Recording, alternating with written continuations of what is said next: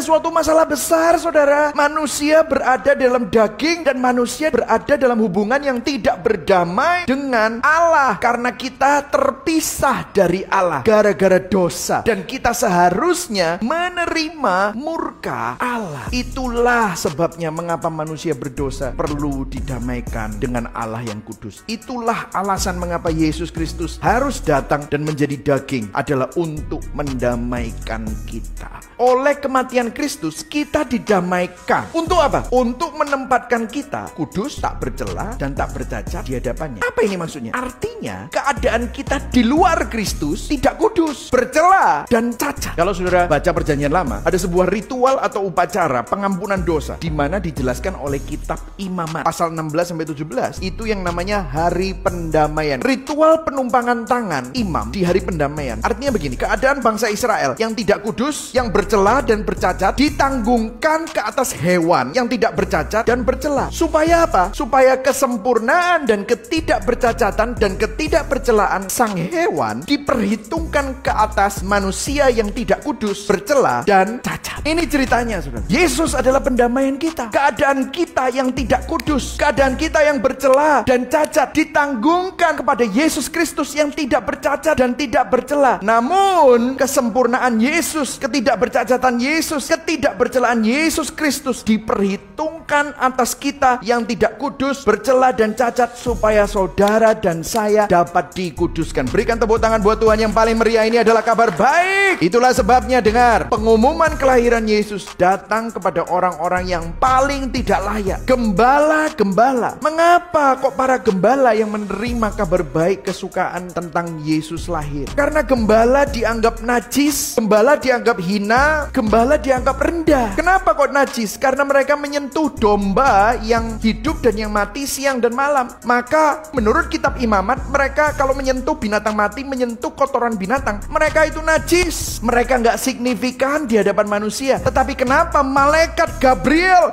yang dikirim kepada mereka ini menunjukkan sebuah signifikansi bahwa Tuhan mempedulikan mereka. Saya kasih kontrasnya kepada saudara. Seorang raja namanya Raja Herodes juga menerima kabar ini. Dan seharusnya Raja Herodes, dia adalah orang yang paling diterima, orang yang paling signifikan di Yudea, orang yang paling aman. Kenapa? Tinggal di istana, dijaga oleh prajurit-prajurit Romawi. Namun reaksinya apa? Bukan sukacita, bukan damai, namun marah. Kenapa kok dia bisa marah? Karena merasa keamanannya terancam, merasa tidak signifikan, merasa tertolak. Kok bisa ada raja lain yang lahir? Itulah sebabnya semua bayi di Yudea dibunuh. Sebuah kontras. Bagaimana dengan saudara? Kalau saudara seperti para gembala yang sadar, aku gak punya signifikan, aku gak punya apa-apa, tapi terima kasih Tuhan, Engkau mau datang buat aku, maka saudara akan melihat ini kabar baik. Tapi kalau saudara merasa saudara sudah hebat karena hartamu, kamu sudah merasa signifikan karena semua pencapaianmu, maka kabar ini akan kabar buruk. Kenapa? Selama ini saudara yang jadi raja, tiba-tiba ada raja lain yang datang, dan itu mengancam saudara. Natal adalah hadiah terbesar, karena kita yang berdosa, yang semestinya dimurkai Allah, didamaikan dengan Allah melalui karya